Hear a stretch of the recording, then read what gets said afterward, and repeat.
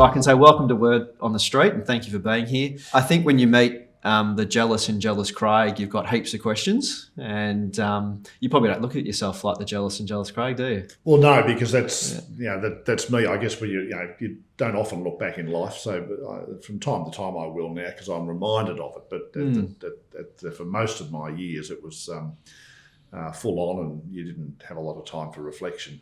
It's only now that I've sort of taken a step outside the business that I'll tend to look back a little bit. And you should. You deserve to. And as I was saying before, I think before we started filming, is we're incredibly grateful for the time you've given our little business. We feel like we're new to the Jellis Craig family and incredibly grateful. And it's probably testament to yourself from the legacy perhaps that you created, that everyone has welcomed us with open arms and really taken the time to talk with us and help us and show us things that maybe we hadn't seen before.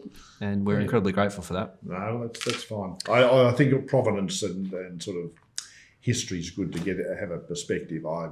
The company I worked with before Jellis Craig had quite a long trading history, and I think I valued that at the time as a young person. That it sort of gave me a feeling of being, sort of a good foothold, a little bit more security.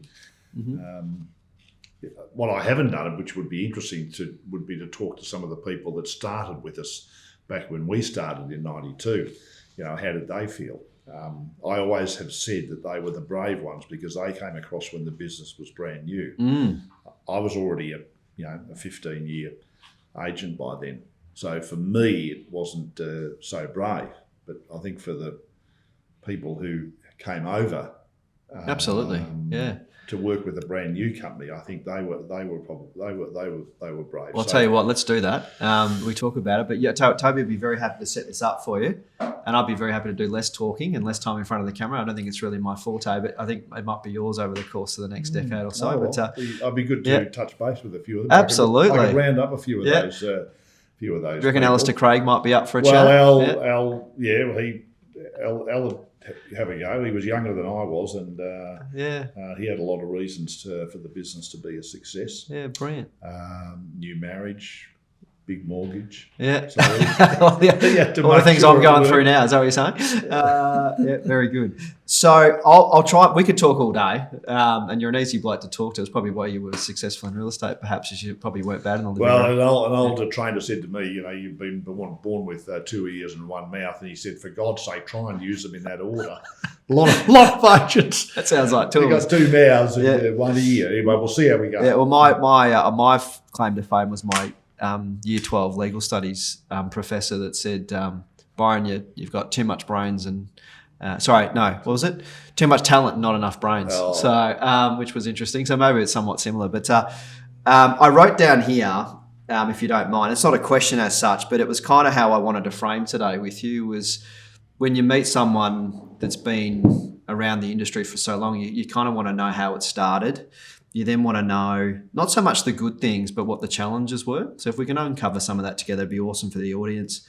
I then want to talk about, I think a challenge a lot of groups go through, which potentially our industry hasn't done very well, but the handover piece.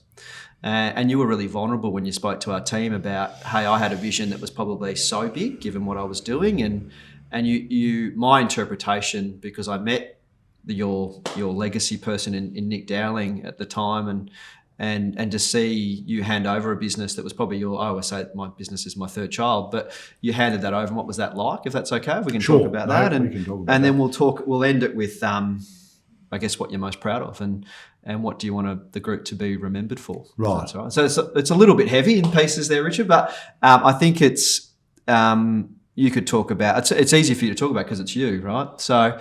I might start, if you don't mind, with the obvious question. And I said today, and Tanya warned us, Byron, do less talking today. So I'll have 2 ears and 1 mouth today. I'll start with the obvious thing is what ultimately inspired you to want to start Jellis Craig? Well, I think it was a desire to do something for myself, I think, Byron. I think, Woodard's were a great firm. I worked there 75 through to 90 and saw a lot of growth that they had. And I was very grateful for being part of a successful organisation. But I think when the market started to become very difficult in 1990, it gave me opportunity to reflect a little on what I'd been doing. And to be honest, I became a little disillusioned. I thought that Woodards had lost some key people and the market was difficult, and I was, I think, probably going through a little bit of a burnout sort of time in my life. How old were you then? I was 36. Yeah. But so I was a young father, and I sort of thought, I just sort of felt I'd achieved quite a lot. Well, at Woodards I had. Anyway, I got out of real estate, got into this sales training in car dealerships, which was difficult, completely new for me, but difficult. And I'm not sure what it was, but it somehow, I'd sold my shares in Woodards. I was, without knowing this, I'd actually got myself sort of, I guess, ready to do something else. But I always have been grateful that it was Alistair who came to me with the concept of starting a new business, because Bongiorno's, whom he worked for, had decided to go back to their core accounting business, and therefore they had a real estate office in Glenfrey Road, Hawthorn. Alistair wasn't licensed and he wasn't an auctioneer. I was both, but I didn't have an office. So, you know, The match made in heaven. it was. And I knew Al a little bit, always just from a distance. So why do you think he reached out to you? Well, I think probably because he realised that I had the qualifications and perhaps the experience that he didn't have. Okay. And he needed to, he had a little sort of, I think, a golden egg there that he just needed to grow, and well, we had to rebadge it and repurpose it, but it was an asset that Bongiorno's allowed him to pick the eyes out of in terms of numbers. You know, a small rent roll. We had a couple of their staff, which we made redundant, then re-employed again, a bit like delisting a player from a football club, and then you relist them as a rookie. Yeah. That's what we actually did. Yeah. Market was tough though, tough in 91. So that, we didn't have great expectations, but I sort of like that. But anyway, that being the case, I'm not sure whether I ever would have gone and done it solo. I actually am very ready to acknowledge that Alistair had the opportunity. I had some experience and qualifications, and it just sort of worked. It was an unusual cocktail of circumstances. That's certainly not what you'd have to start a business. That's what we had. It was like two parts coming together. And you made it work. Well, we really had to make it work. We just didn't even really think for a moment that it would fail. Interesting. But when I say, I think we were confident enough in what we were able to bring to the market as an option for somebody to consider dealing with a small boutique specialist firm rather than the bigger agents that were around, like Woodards, my ex-employer. Bongiorno's had gone back into the woodwork. There were agents around like Colin Sims, Fletcher and Parker. But there were very few people, as I recall, that actually started a business at that time. So that was probably, the fact that we did. Well, you did it against the macro trends against you, didn't you? Well, it wouldn't have been a good time to have opened a business. Yeah. You would never have chosen a post-recession as an opportune time. But then, sometimes it sort of highlights what I've always thought too is real estate is a business of opportunity. It's all very well to strategise, but really, it's all about the opportunity and grabbing it when it comes your way. And do you think because you did it in the hardest market of all potentially, that when things got easier, you were prepped for it? Well, is that just possibly? Thing, certainly, the market didn't improve markedly in the 90s. It was actually quite a flat market. It would come off a boom in 87, 88, so the prices were high and there was a lot of buying and trading going on. And then 1990, we hit a wall, but with higher interest rates, it was difficult convincing people to take on contractual debt. Of course, and especially at 18% or whatever it might have been. Well, for a time they were very high, but certainly borrowings at 8 or 9% were the norm. At one stage, they did go double digit, and for probably 6 months they were up around 13, 14, 15%. I think probably as people have looked back at that, I think they tend to exaggerate things and say, well, we borrowed at 18%. That there might have been a very small percentage of people that did for a very short time, but that wasn't the norm, not as I recall anyway. But certainly high single digits, 8 or 9% was normal. Yeah, right. I think that was my first mortgage. Yeah, when I was already 23. So it wasn't until the end of the 90s that the market really started to move. So I think market in Hawthorn, Camberwell, Kew became quite stable in the 90s. So it wasn't easy to sell real estate, but it wasn't difficult. It was a key Melbourne eastern suburb, wasn't it? Yeah, so, they were. I mean, they might have sat behind the Toorak and Brightons, but they were absolutely rock solid. And it's the transport and the history and the schooling, etc. That's what I remember. All make it very desirable to place. Can I ask an obvious thing just for the audience? What was your average price point and average commissions back in the 90s? Well, the commissions were fixed. Or scale commissions, it was about 2.2%. There was no GST at that stage, so and it was considered to be unethical to negotiate commissions below the scale. Should say that again, just for everyone's benefit. That's pretty amazing. Unethical. And what it was illegal to build in any sort of incentive or result oriented. Component. Wow. So that also probably made it a little easier because you didn't have the sort of the variety of commission options that are available today. The consumer had to pick you based on service, perhaps, as opposed to making it a fee focus. Yeah. I think marketing initiatives and service protocols and auctioneers. They were the factors that determined people's choice. Wasn't really commission. Wasn't until GST came in 2000. I think the industry became liberated about 97, 98. So we had a sort of a protected period. I was going to say, do you think that's why you potentially had success? Well, it certainly made it. No, it made it easier because because it's not the selection criteria, is it? No, and we heard stories about Hocking Stewart perhaps being a little more liberal in their commission. Commission. Don't want to name names, but but luckily Hocking Stewart weren't there then. They rode into town in '99. Yes. By which time we'd become accustomed to a negotiated market environment. There was still no GST at that stage, but So no commissions. They weren't really an issue. Good to know. Unfortunately. Can I ask you an obvious? Because I think this is a great one, and hopefully you want to share it.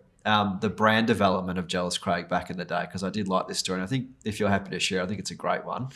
The vision for the brand, how it came about, even the colour selections piece, because I know that for me took me a while to digest that when you told me, but I think it's a great story, and I'd love everyone to hear it. So can you take us through the brand? Yes. Well, again, I think I've got a feeling that was Alistair's idea. Certainly his contact, a guy by the name of Neil Jolly, conceived our brand. In the early days of the business, the company was called Richard Jellis and Company because Alistair wasn't licensed. And for our first, 18 months of trading, we traded under the Richard Jellis name. Neil conceived of a three-legged, call it an icon, but it was a three-legged piece which resembled the Parthenon. Okay, so at times I've got a Greek mother, so I can relate to that, but I don't know why you guys could. About the Parthenon. Been there a couple of times in my life. Yeah, an iconic structure, symbolising. Is it strength? Strength, right? And solidarity and sort of time. Well, the Greeks credit. If you ask my relatives, mate, the Greeks credit everything. Well, they've been around for a while. That's right.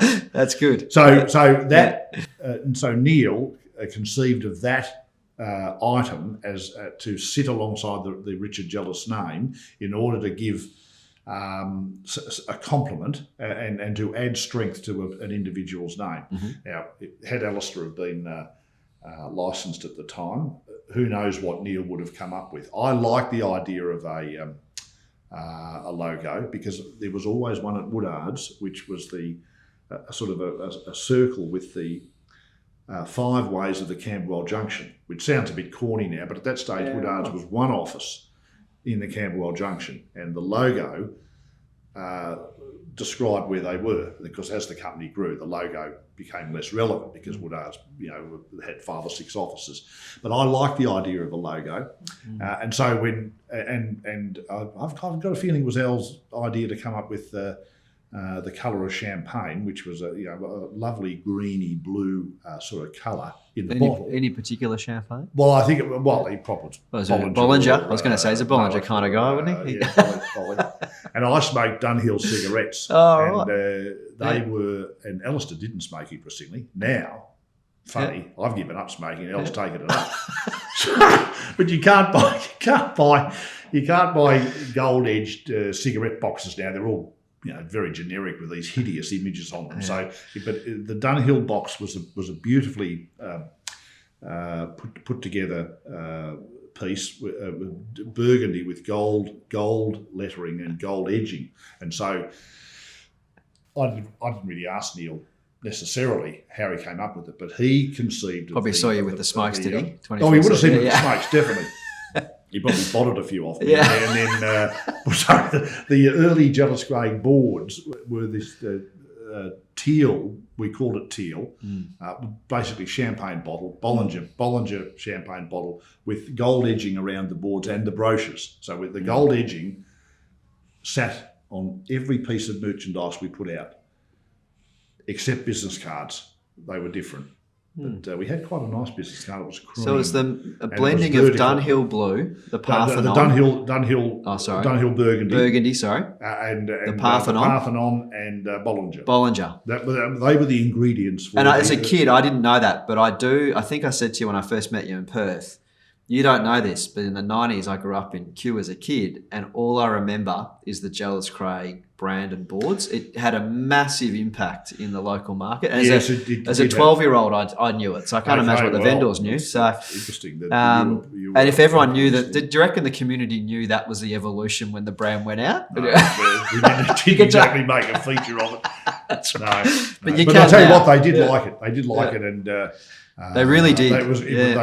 They were very strong colours compared to the colours that prevailed elsewhere. You were ahead of your time, and probably the community did like the branding. Yep. And we were one of the early companies that used colour. Yep. You won't remember, Byron, but in those days, the houses were marketed through the Age, which of course was black and white. Hand sketched, weren't they? Sketch draw. Yeah. Pardon me, sketch drawings. So there was, and the boards were all very plain. They were boards with words. Lacking creativity. They were all words. They didn't have any images. No board had an image on it. Wow. Except for the agent's name. So, but we sold houses, and we didn't need images to sell houses, but I think because we had a very good palette of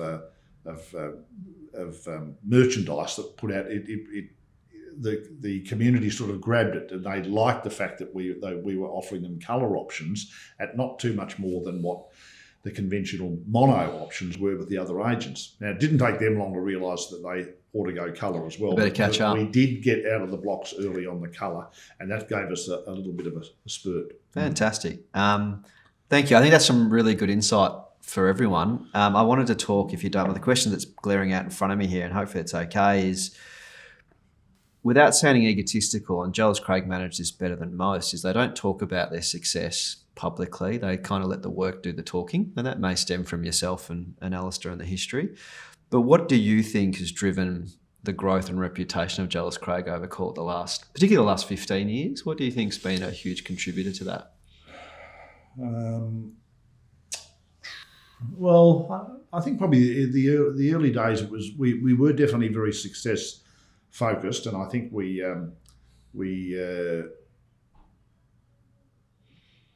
didn't have there weren't so many goals in terms of measurement of market share, but we did enjoy quite a prominent sort of profile, I guess, in the eastern suburbs. That gave us confidence that when good people came into the business, and we understood that it was important. Well, we thought it was important to give people, and I still think it's important to give people opportunity rather than just presume that they're going to, stay with you as an organisation. I guess I experienced a little bit of that in the late 90s, and then we had several key personnel leave because they were probably like I was, 9 years before that. They were keen to do something themselves as well. Now, the truth is, though, that we weren't sort of perhaps anticipating their desires as well as we could have. Mm-hmm. But that being said, anyway, get back to your question. No, that's great. Though. I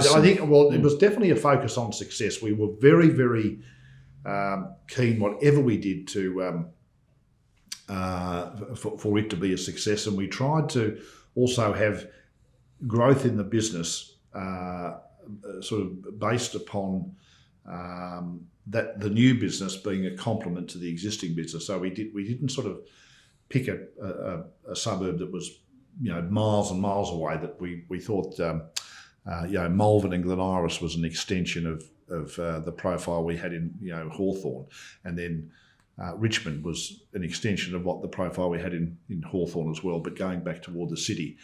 Same as Balwyn and Doncaster and so forth. So we felt that the group's success was sort of it had a relationship with the existing profile of the office. That it wasn't you're on your own. Yeah. That there in adjacent suburbs that were neighbouring suburbs there was some knowledge of Jellis Craig, that we weren't talking about introducing a brand new entity altogether. And I think that sort of made growth that we had relevant. Mm-hmm. Rather than just growth for growth's sake. Yeah, brilliant. A little bit more strategic perhaps too. Yeah. Let's talk about a key person in the history of the group, and that's Nick Dowling. Again, probably one of the nicest blokes I've ever had the privilege of spending time with, and teaches you a lot about temperament in business, I think, in the time you spend with him. Yep. How important, I guess I only have two questions for you. How'd you find him? And how hard was it to potentially hand it over to him and say, it's yours now, off you go? Well, how did we find him? Well, Nick headed up Macquarie Banking. And Now, we weren't Macquarie customers. We were NAB customers right through. I didn't even know that either. Yeah, we were NAB. We were NAB. And they well, he was ex-NAB because he started there, I remember. Did he? As a cadet. I'm pretty sure that's what he told me. I'm not bad at Well, history. I know he was head of business banking, and it was actually Scott Patterson who now is the director of K & Burton, but Scott was a sales director at Jellis Craig Hawthorn at the time. Scott was keen on going to Nick's conferences that Macquarie sponsored, and Nick was very strong on benchmarking, and Scott was keen to sort of see how the Jellis Craig business lined up against others nationally.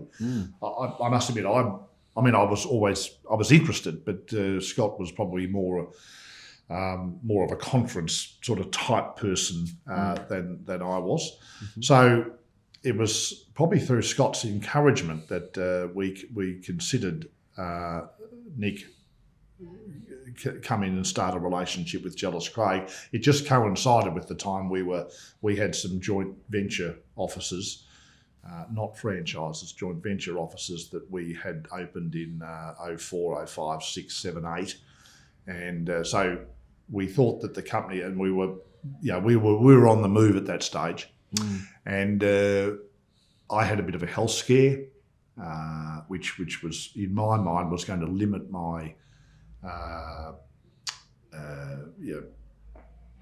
unabated future with the business. I wasn't sure how long I was going to keep on working, 60, 70 hours a week for. So there was a bit of a window that opened there, and then we'd franchised the business, and Nick came along and took over a newly developed franchise, which we did in 10 or 11, and it sort of I didn't really wrestle with it.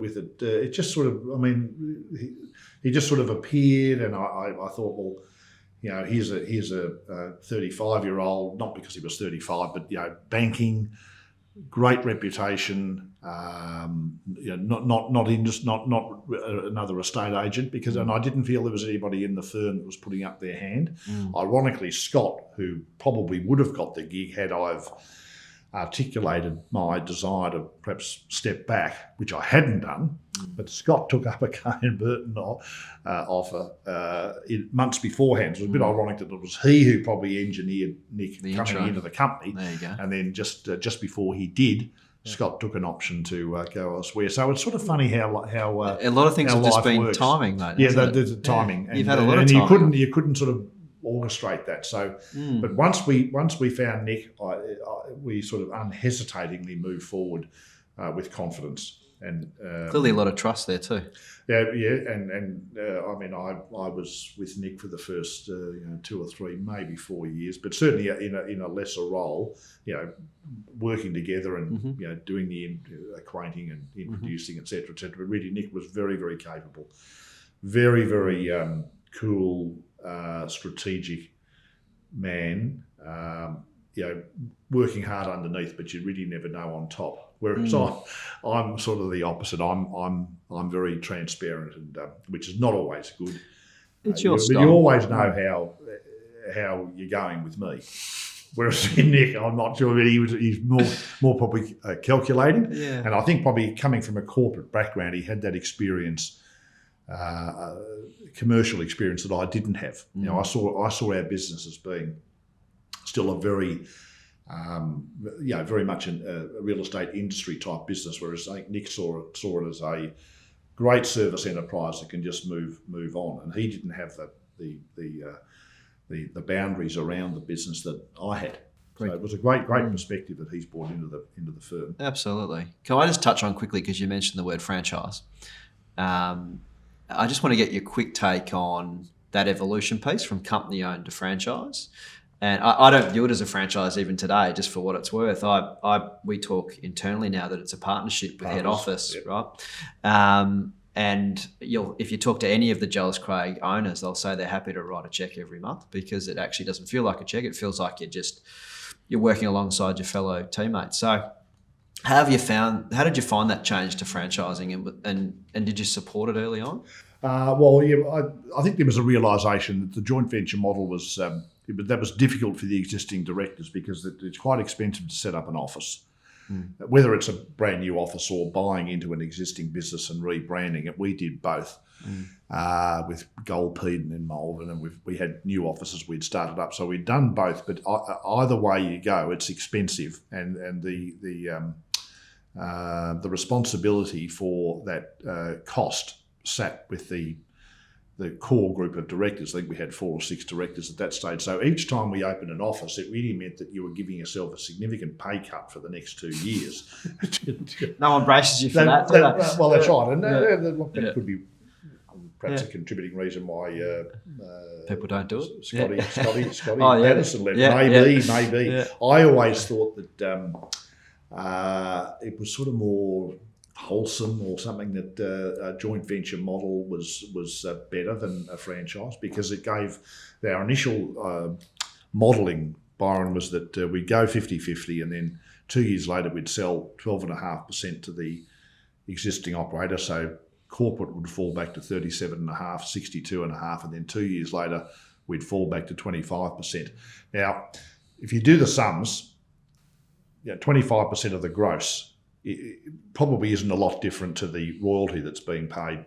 But obviously there were some issues with capitalising the business, and also some issues like perhaps having a little bit of interference with the operatives' holidays and how they ran the business, because you were so there were a couple of reasons why I think the franchise model ended up suiting us better. And like you, I mean, we try always and refer to it as a partnership rather than a franchise, which has sort of got connotations of McDonald's.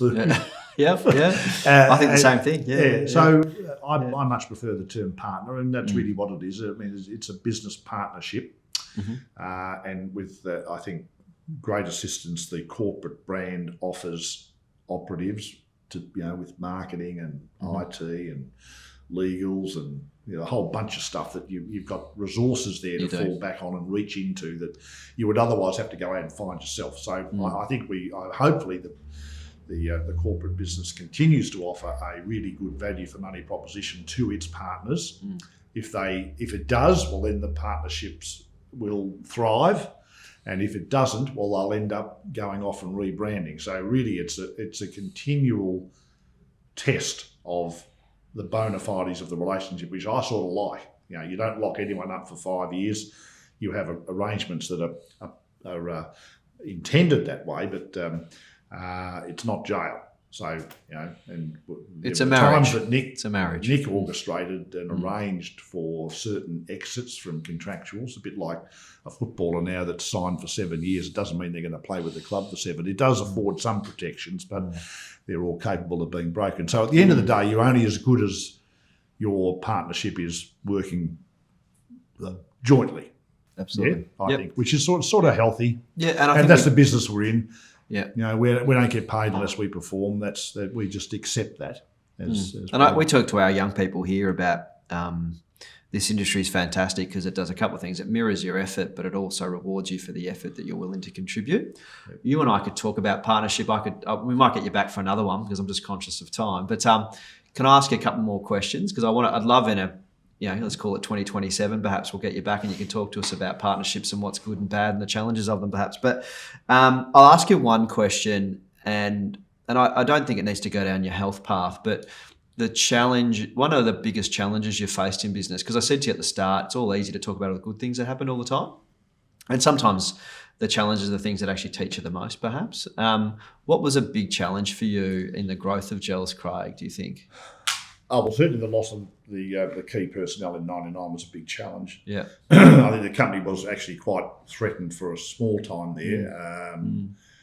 New competitor coming in, 40% of our listing business went out the door. Wow. And how'd you pull it together? Well, a couple of people stuck who could have gone. Yep. That made quite a difference, I think. So instead of just 3 people leaving, it could have been 6 or 7, and it might not have taken much for the scales to have tipped. Mm-hmm.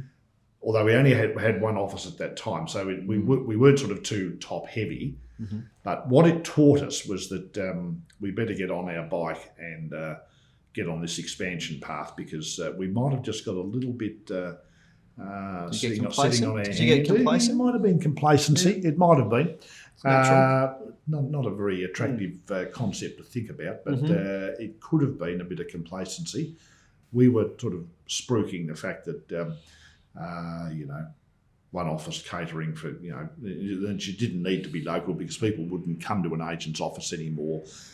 If in a physical sense, so you didn't need to be quite as local. That was what we were saying. But then, funny, the industry continues to locate itself in amongst its sort of constituents, its clients and customers. So maybe we just have to accept that real estate is still a sort of somehow tied in with one's sort of community, and you don't want to ever really lose too much focus of that. So maybe it did teach us. So, but that was a challenge, and it was also a challenge when in 05 when we ran into David Morrell at Morrell Corrin, and for whatever reason, David seemed to have a fixation on Jellis Craig's success. So every time Morrell Corrin was up against got nutted at an auction. Oh, right, yeah. David would stick his head into the papers and make a bloody nuisance of himself, and that actually did nick me in the head for quite a while, and I think it hurt the business for a while because someone from Morell's office sent a stock list which they got hold of in very, very mysterious circumstances into the Fin Review, which revealed vendors' names and reason for sale, and they didn't publish the stock list, but it was a very, very, very trying time. So that was 05. I found that personally, very, very difficult. Cool. Defending what the company did in the face of, CAV sort of accusations. Interestingly, Marshall White have had a similar scenario. You saw that bob up this week. Mm-hmm. That was another challenge I remember. Well, well done on getting through it, mate. Well, anyway, we just had to get out there and be seen. And I thought, I didn't have a textbook, but I thought you've just got to be front and square and get out there and talk and be seen. That's for the people within the firm. And I think that, I hope, Byron, that gave them some sense of, appreciation that, Jellis and Alistair are out there sort of espousing the virtues of this business right now, notwithstanding we'd had a hit, that this is still a great place and a great organisation to be part of. I hope that they can recall that, and that because that's what we were saying. This, it's a testing time. We need everyone to be together, and let's move together as one, etc., etc., etc. It was an interesting challenge for the organisation, and what doesn't break you defines you, perhaps. Well, maybe it did, and I mean, I used to talk to the people at the Age, and they used to actually run sort of hypotheticals about what would happen if we lost this client, what would happen if we did that. Well, we never did that as a company. We didn't have time, or we never made the time to prepare ourselves for hypothetical sort of situations that were negative. We just have to deal with what happens. Thrown your way. The sort of best you can. Yeah. All right. Couple more questions, if that's okay. I'm very conscious of your time. You've probably got a busy day of real estate shopping or car shopping, one of the two. You can take me along if you like. If you don't, I've got a busy afternoon. I'd rather be hanging out with you. But I think about this a lot, and I don't know what I'd actually say to myself, to be honest. But I'm curious to know if you could answer this for me. You talked about how it started. So your younger self, let's just say Richard Jellis, he's 30 years old. Because our audience are people that are starting, and a lot of people we employ now, sub 30, as we've talked about, the challenges of that. Yes. So the younger version of yourself, at the start of their journey, what would you say to yourself at 25? Well, I was 22 when I started at Woodards, and I was taught there in terms of a service aspect. In ways that I think I probably did adapt to very quickly. That I had quite a high, without sounding egotistical, I liked being of service, and so if there was someone starting out, I would urge them to get a mentor or somebody who's going to positively influence their behaviours, and someone they can ideally look up to, emulate, learn from. But really be honest with yourself and say, do I really like being of service? I mean, not just, I think you really got to say, what can I do for you now, Mr. and Mrs. or how can I help you now? Just you've really got to somehow be able to convey that as being really personal and really what you want. Genuine. And if you're not of a mind to be willing to offer that service, then probably look at doing something else. Get into teaching or manufacturing. There's probably an element else of immediate gratification that a lot of people maybe are attracted to. But the whole concept, my father handed me a book when I was about, I think 16, 17, didn't know why he did it at the time. It's called the Go-Giver concept. You would give without the intention of receiving. And apparently the people that can develop that skill early on, I didn't probably realise it till I was much later in life, but the whole idea of giving without the expectation of receiving will actually gain you further reward down the track. And I think that's what you've... Absolutely, basis, isn't it? Yeah. So I don't think I had to try hard to necessarily do that. I just sort of, for some reason that came quite readily. Yeah. Maybe a little bit of insecurity, and so therefore people that maybe are a little bit insecure, I quite like that, because you're always trying to sort of prove yourself and test yourself. So you don't meet too many people that are successful who are cocksure. It's very true. They might be very gifted, and that might come across, but they won't be normally great service providers. They might have other talents and other areas that they're outstanding at, but they normally won't be really good at providing service. And so that was, to me, that's a critical trait. You either do want to be of service or not, and it was probably the same as hospitality and other service enterprises. That I think that's really important. But yes, get a mentor.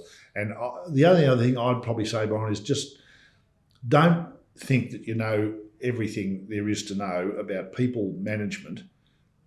Just because you might have got a real estate license and you might be working with a good group. And you're good at sales, perhaps. Yeah, that's right. Yep. Just keep learning. I mean, I did a course in organisation behaviour at Swinburne. It was a post-grad course. I was interested in doing that. I've met a lot of people that just basically hang up the boots in the learning area when they're 26, 27 and sort of think, well, there's no other courses that would be. They might go along to what else is there? Professional training courses for 1 day and 2 days, and they're okay.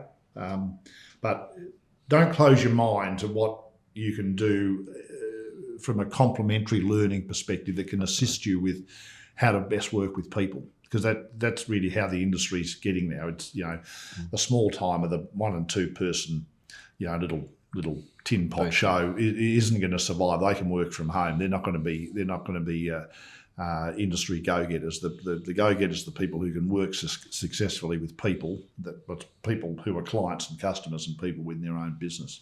Absolutely.